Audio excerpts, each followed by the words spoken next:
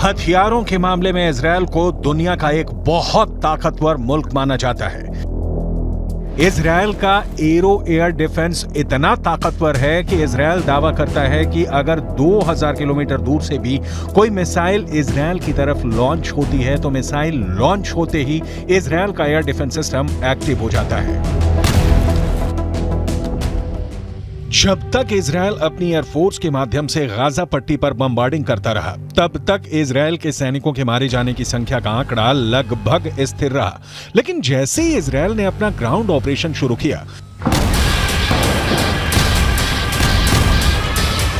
Israel के सैनिकों की मौतों की संख्या लगातार बढ़ती गई। लेकिन अब जो समाचार फिलिस्तीन के अखबार छाप रहे हैं, उससे ऐसा लग रहा है कि इजरायल की सेना और इजरायल की सरकार इजरायल के सैनिकों की मौत के आंकड़ों को छुपा रही है।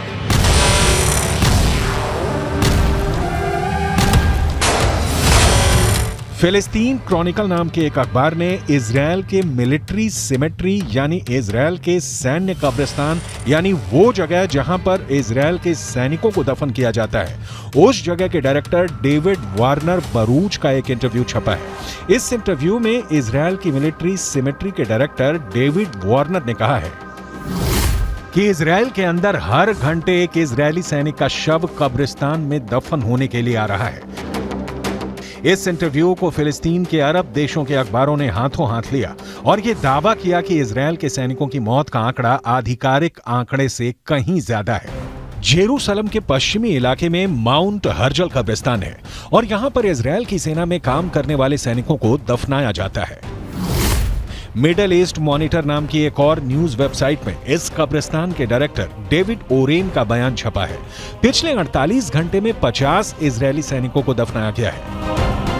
ये चौंका देने वाली बात है क्योंकि इजरायल ने दावा किया है कि 7 अक्टूबर से अब तक इजरायल के करीब 400 सैनिक मारे गए हैं। इनमें से करीब 80 सैनिक गाजा के ग्राउंड ऑपरेशन में मारे गए हैं। करीब 10 सैनिक लेबनान के बॉर्डर पर हिजबुल्लाह से लड़ते हुए मारे गए हैं और 300 से ज्यादा सैनिक 7 अक्टूबर और उसके बाद एक हफ्ते तक इजरायल के अंदर हमास के आतंकवादियों से सीधे लड़ते हुए मारे गए हैं।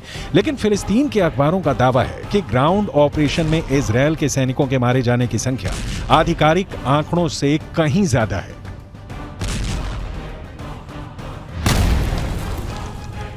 अगर इजरायल के मिलिट्री सिमेट्री यानी सैन्य कब्रिस्तान के डायरेक्टर डेविड वारेन के आंकड़ों को सही माने और इस हिसाब से अनुमान लगाएं कि हर घंटे में एक सैनिक की मौत हो रही है, तो इजरायल के ग्राउंड ऑपरेशन को लगभग 30 दिन हो चुके हैं। एक दिन में 24 घंटे होते हैं, यानी 30 दिन में 720 घंटे होते हैं। अगर इजरायल के सैन्य कब्रिस्तान के डायरेक्टर के मुताबिक हर घंटे में एक सैनिक की मौत हो रही है, तो इसका मतलब यह है कि अब तक ग्राउंड ऑपरेशन से 30 दिनों में 720 सैनिकों की मौत हो चुकी है। यह सिर्फ एक अनुमान है, इसकी पुष्टि नहीं की जा सकती है। इतना ही नहीं, हिजबुल्लाह ये दावा करता है कि लेबनान के बॉर्डर पर जो जंग चल रही है उसमें हिजबुल्लाह के 80 लड़ाके मारे गए हैं, जबकि इजरायल के करीब 10 सैनिक मारे गए हैं। जबकि हिजबुल्लाह को सपोर्ट करने वाले देश ईरान के सर्वोच्च नेता खामनेई भी ये बयान जारी कर चुके हैं। इजरायल के ज्यादा सैनिक मारे गए हैं, लेकिन इजरायल आंकड़ों को छुपा रहा है। अब ऐसे में सवाल ये उठता है कि क्या वाकई में इजरायल की सेना अपने मारे गए सैनिकों के आंकड़ों को छुपा रही है? इजरायल की सेना प्रोपेगेंडा वॉर में हमेशा सबसे आगे रहती है और आज भी इजरायल और हमास के युद्ध में अगर देखा जाए तो हमास के पक्ष में बात करने वाले गाजा पट्टी के फिलिस्तीनी पत्रकारों की हालत बहुत ज्यादा खराब है।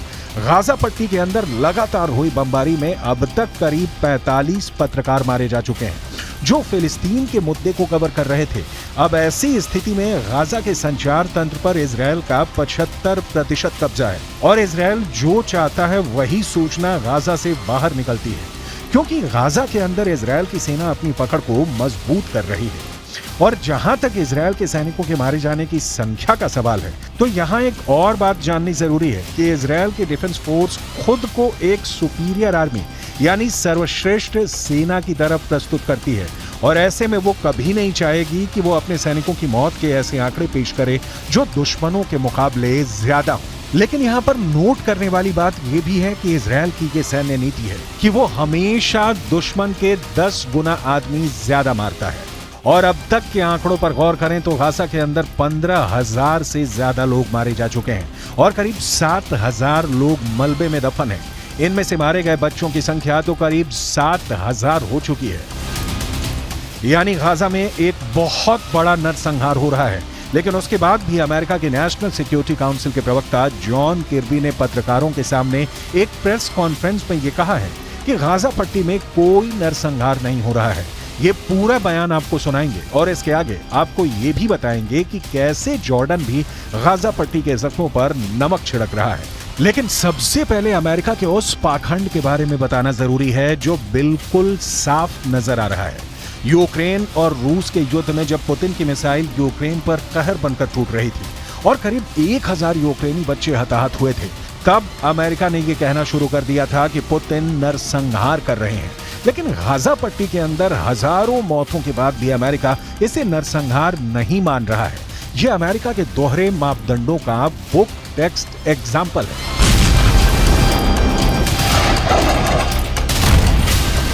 Hamas wants, make no mistake about it, is genocide. They want to wipe Israel off the map. They've said so publicly, more than one occasion. In fact, just recently. And they've said that they're not going to stop. What happened on the 7th of October is going to happen again and again and again. And what happened on the 7th of October? Murder, slaughter of innocent people in their homes or at a music festival. That's genocidal intention.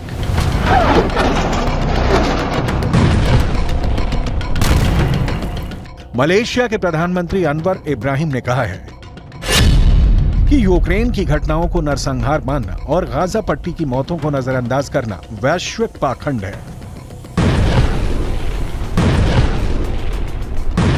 दूसरी तरफ अगर देखा जाए तो अब तक Gaza पट्टी के अंदर 30,000 से ज्यादा लोग घायल हैं और गाजा पट्टी के अस्पतालों की हालत क्या है ये पूरी दुनिया को नजर आ रही है। जॉर्डन ने गाजा पट्टी के घायल लोगों के लिए इजिप्ट के अंदर एक फील्ड हॉस्पिटल बनाया है। किंग अब्दुल्ला के बेटे खुद इस अस्पताल की निगरानी करने के लिए गए। लेकिन आपको जानकर हैरानी होगी कि इस फील्ड हॉस्पिटल में मात्र 40 बेड हैं, जबकि गाजा के अंदर 30,000 से ज्यादा लोग घायल हैं। और इन हालातों में एक फील्ड हॉस्पिटल में मात्र 40 बेड का इंतजाम लोगों के साथ एक क्रूर मजाक है। بس اهم شيء المعنويات تفضل عاليه ان شاء الله ان شاء الله احنا زي ما بنعرف الجيش العربي ما شاء الله احنا دائما بنقوم بالواجب واقل شيء بنقدر نعمله انه نحاول نساعد اخواننا في غزه وفلسطين فاكيد بدنا نعمل اكثر دائما بس انتم ما شاء الله يعني فرصه انكم تساعدوا الناس ونقدم الشيء اللي هم محتاجين ان شاء الله ان شاء الله احنا كلنا فخورين فيكم وراح نتابع كل الامور اول باول اهم شيء التنسيق بيناتكم والمعنويات تفضل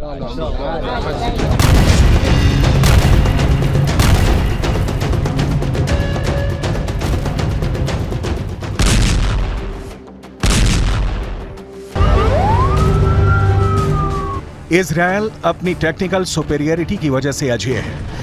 पिछले हफ्ते इजरायल ने हमास की ताकत को इस कदर नेस्तोनाबूद किया था कि पिछले हफ्ते 72 घंटे में इजरायल की राजधानी तेल अवीव पर एक भी मिसाइल अटैक नहीं हुआ था। और जब सोमवार को तेल अवीव पर एक मिसाइल अटैक हुआ तो जहां से मिसाइल अटैक हुआ उस रॉकेट लॉन्चर को भी गाजा के अंदर जाकर इजरायल ने तबाह कर दिया। ये इजरायल की ताकत है।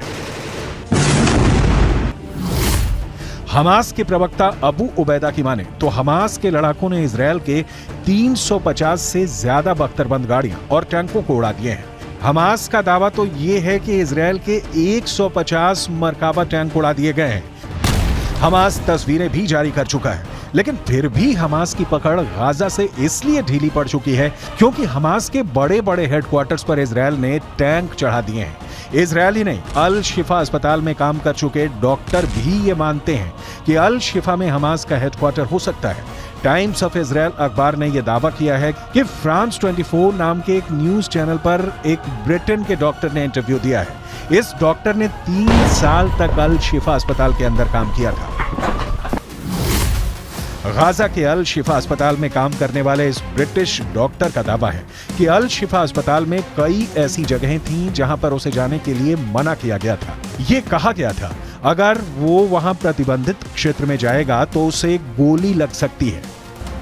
टाइम्स ऑफ इजराइल ने दावा किया है कि अल शिफा अस्पताल के अंदर हमास का हेडक्वार्टर होने का दावा करने वाले ब्रिटिश डॉक्टर ने अपना नाम नहीं बताया है, क्योंकि उसे डर है कि ऐसा करने पर गाजा के अंदर मौजूद उसके सहयोगियों को हमास मार सकता है।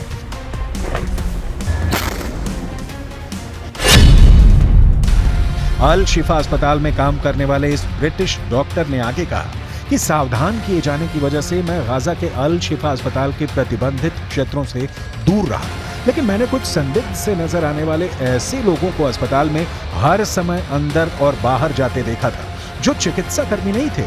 ये लोग अस्पताल के बेसमेंट के अंदर जाते थे। The first time our forces entered the Shifa complex, they went in with a bomb-sniffing dog, and they discovered a truck full of ammunition. After revealing the shaft by the D9, they saw a circular opening, and they couldn't see all the way down at the time, but further investigations and tools lower down it revealed that this is a 10-meter deep shaft that leads to a corridor.